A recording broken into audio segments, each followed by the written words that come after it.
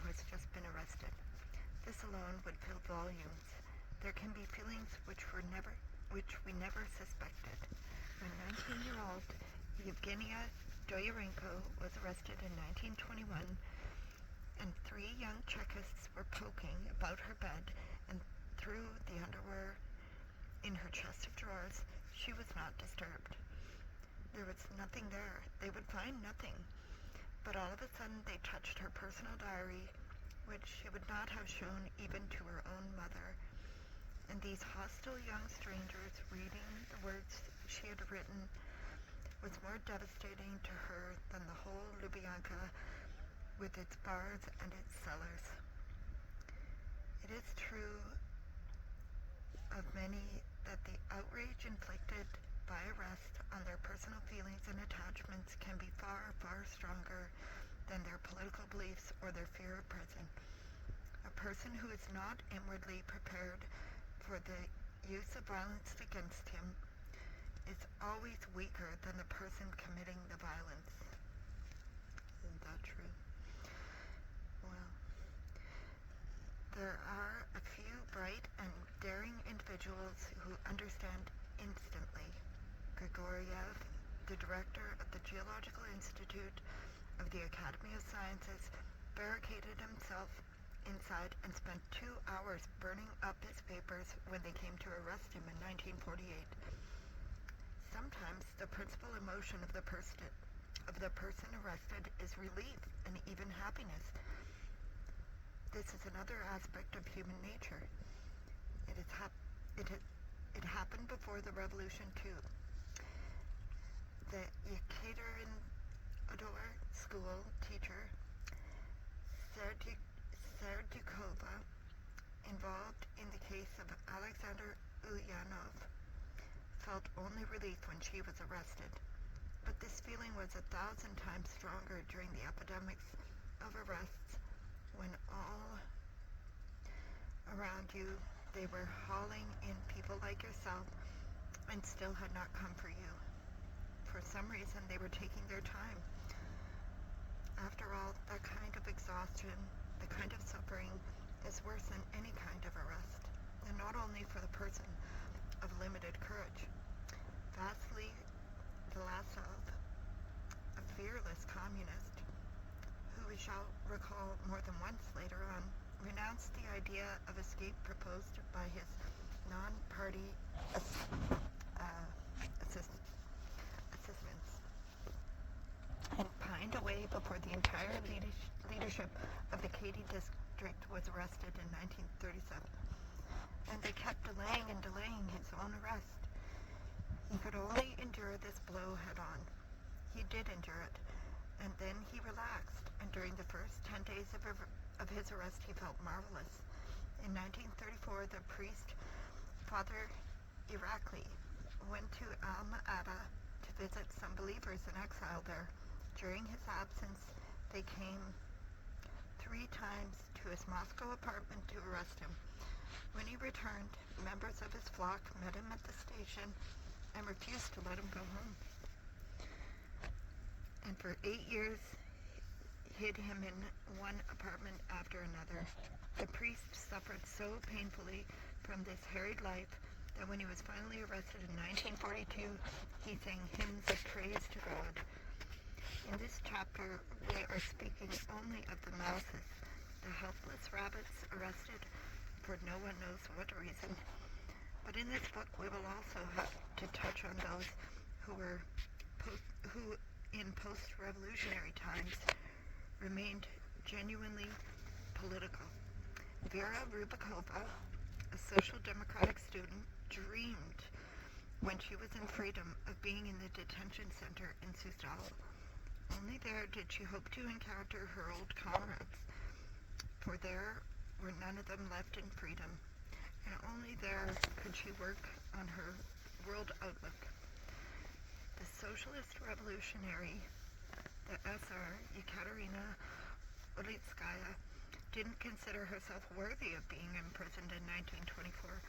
After all, Russia's best people had served time, and she was still young and had not yet done anything for Russia. But freedom itself was expelling her. so both of them went to prison with pride and happiness. Resistance. Why didn't you resist? Today, those who have continued to live on in comfort scold those who suffered.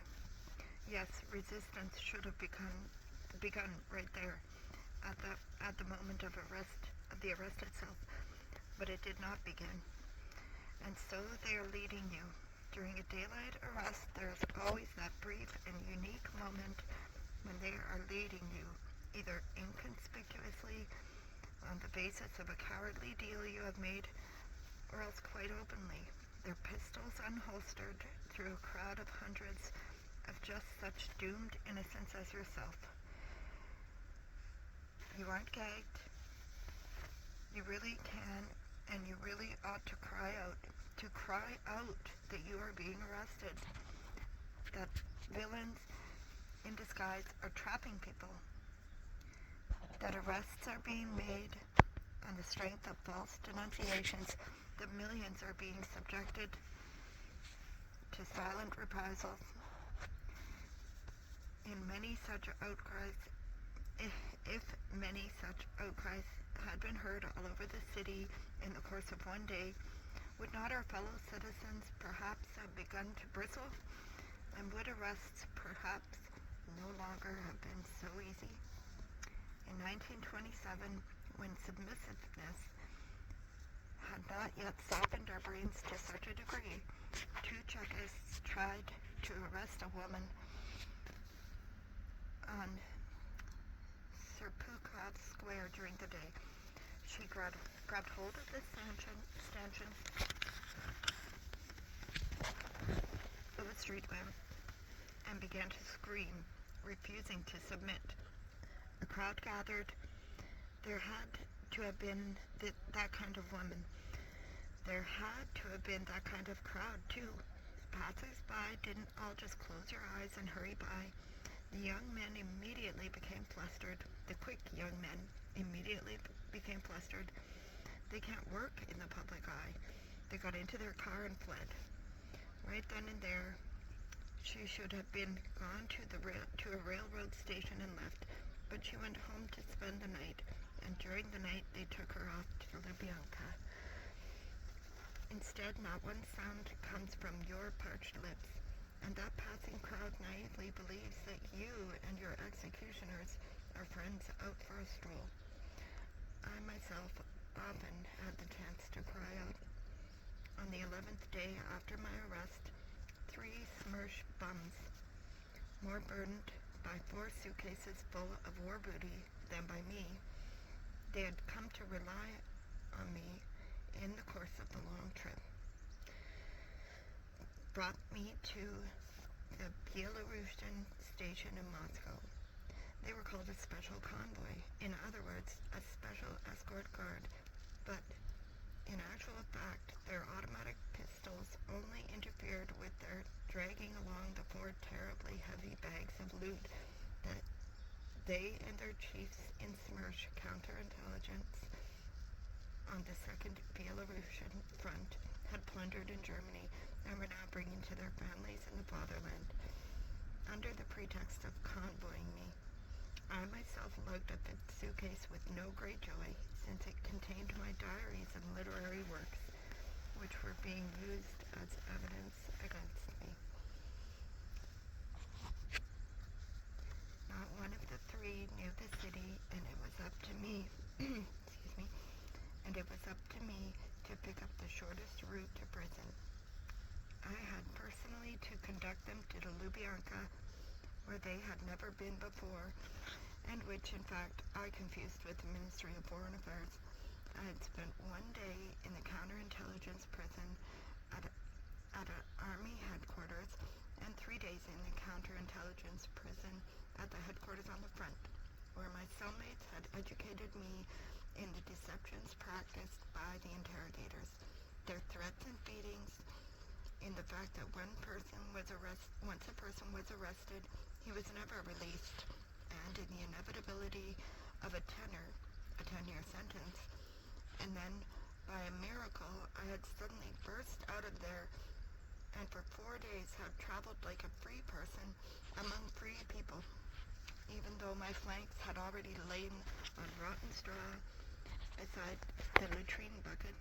My eyes had already beheld beaten up and sleepless men. My ears had heard the truth, and my mouth had tasted prison gruel. So why did I keep silent? Why, in my last minute out in the open, did I not attempt to enlighten the hoodwinked crowd? I kept silent, too, in the Polish city of Brodnica, but maybe they didn't understand Russian there. I didn't call out one word on the streets of Bialystok, but maybe it wasn't a matter of concern to the Poles. I didn't utter a sound at the Volskovis station, but there were very few people there. I walked along the Minsk station platform beside those same bandits as if nothing at all were amiss. But the station was still a ruin, and now I was leading the Smersh men through the circular upper concourse of the Belarusian radio subway station on the Moscow Circle line, with its white ceiling dome and brilliant electric lights, and opposite us 2 parallel escalators, thickly packed with Muscovites, rising from below. It seemed as though they were all looking at me. They kept coming in an endless ribbon from down there, from the depths of ignorance, on and on beneath the gleaming dome, reaching toward me for at least one word of truth. So why did I keep silent? Every man always has handy a dozen glib little reasons why he is right not to sacrifice himself. Some still have hopes of a favorable outcome to their case, and are afraid to ruin their chances by an outcry. For, after all, we get no news from that other world, and we do not realize that from the very moment of arrest, our fate has almost certainly been decided in the worst possible sense, and that we cannot make it any worse.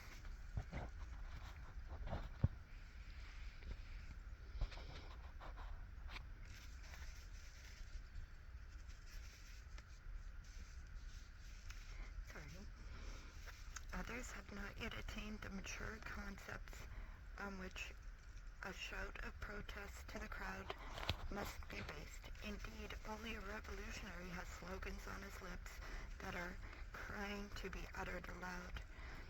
And where would the uninvolved, peaceful average man come by such slogans? He simply does not know what to shout. And then, last of all, there in the person whose heart is too full of emotion, whose eyes have seen too much, for the whole ocean to pour forth in a few disconnected cries. As for me, I kept silent for one further reason, because those Muscovites thronging the steps of the escalators were too few for me, too few. Here my cry would be heard by 200 or twice 200, but what about the 200 million? Vaguely, unclearly, I had a vision that someday I would cry out to the 200 million. But for the time being, I did not open my mouth, and the escalator dragged me implacably down into the netherworld. And when I got a Kotnoy Riad, I continued to keep silent. Nor did I utter a cry at the Metropole Hotel, nor wave my arms at the Golgotha of Lubyanka Square. Mine was, probably, the easiest imaginable kind of arrest. It did not tear me from the embrace of kith or kin,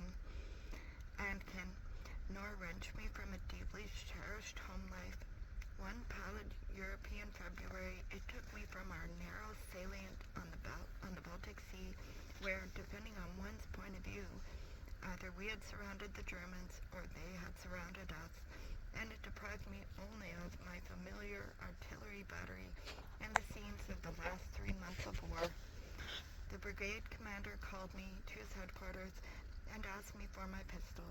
I turned it over without suspecting any evil intent, when suddenly, from a tense, immobile suite of staff officers in the corner, 2 two counterintelligence officers stepped forward hurriedly, crossed the room in a few quick bounds.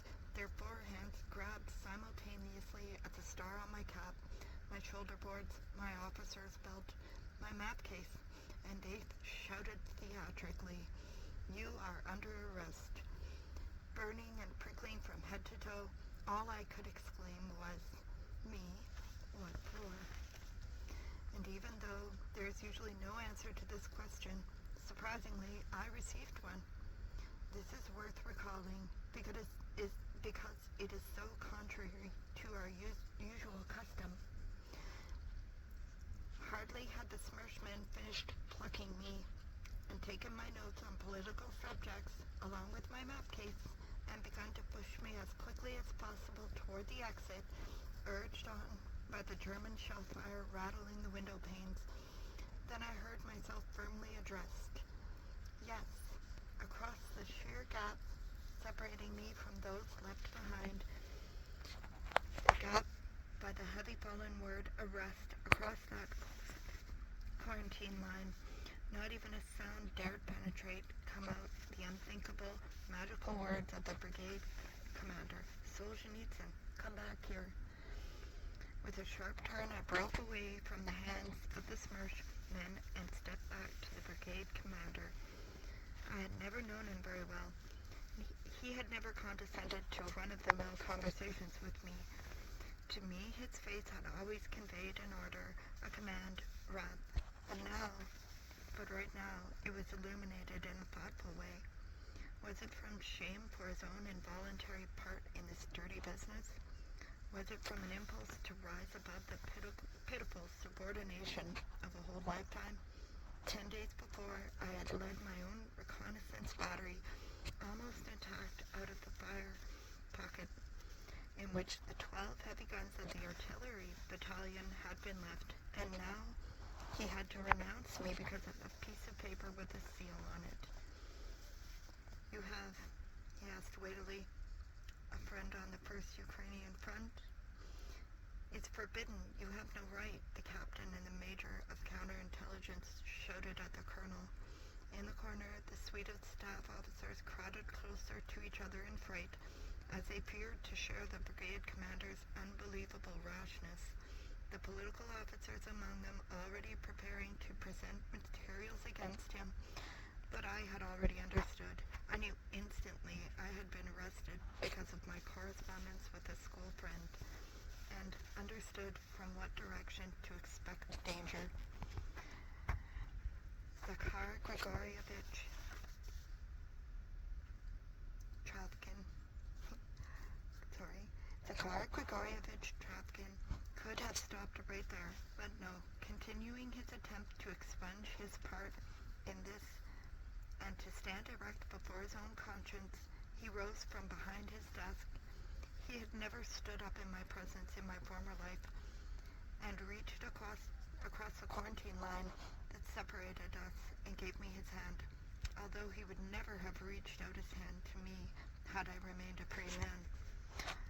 And pressing my hand, while his whole suite stood there in mute horror, showing that warmth that may appear in a habitually severe face, he said fearlessly and precisely, "I wish you happiness, Captain." Not only was I no longer a captain, but I had been exposed. I had been exposed as an enemy of the people. For among us, every person is totally exposed from the moment of arrest. And he had wished happiness to an enemy. The panes rattled, the German shells tore up the earth 100 yards, 200 yards away, reminding one that this could not have happened back in the rear under the ordinary circumstances of established existence, but only out here under the breath of death, which was not only close by, but in the face of which all were equal.